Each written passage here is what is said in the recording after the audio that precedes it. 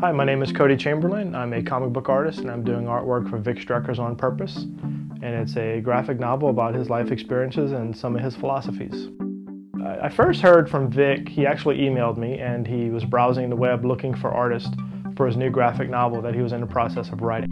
And then I found Kody, and I realized that in one artist I could convey so many different styles that really reflected exactly what I wanted to convey in this book. It's been really a big challenge more than anything.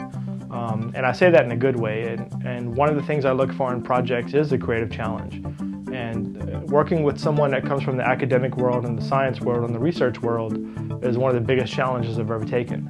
And it's been a blast, and I think the results are going to surprise people.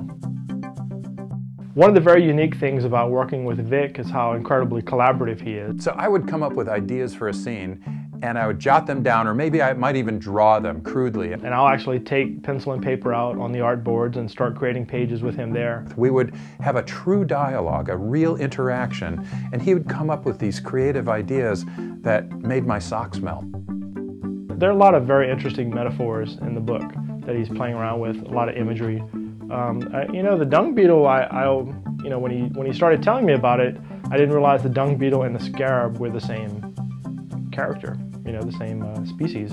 And so that was actually learned a little bit from doing that character design, doing some research on it. So all the great beetle designs you see in the Egyptian artifacts and the hieroglyphics in the caves and the tunnels, it's all dung beetles. So there are three styles that we wanted to thread throughout this book. The book actually opens with a bit of a dream sequence where Vic is reliving one of his dreams. And so that style is a very painterly style. And he created this beautiful, ephemeral, pastel type of imagery around these flashbacks. There's a darker style too, where moments of self-reflection and things like that, we go very heavy on the blacks. And then the third part of this book is really a classroom. That's the backbone of the whole book. I'm in a classroom and I'm teaching people about the importance of having and developing a purpose in life. The content of the book is very interesting. Some people might call it dark, but it's certainly very about life and death, and it's about finding a purpose in your life. It speaks volumes, and I think one of the things that works so well with the style Vic wanted for the book, and I think he was in tune to this early because there are darker styles I'm able to work in, and he picked the lighter style, and I think it was to help create a bit of a contrast there. Vic goes a little bit deeper than most people, and that's had an impact on me, and it's made me go a little bit deeper in my own analyzing myself, looking at my work, figuring out why I'm doing the work I'm doing. Is it important to me or to other people?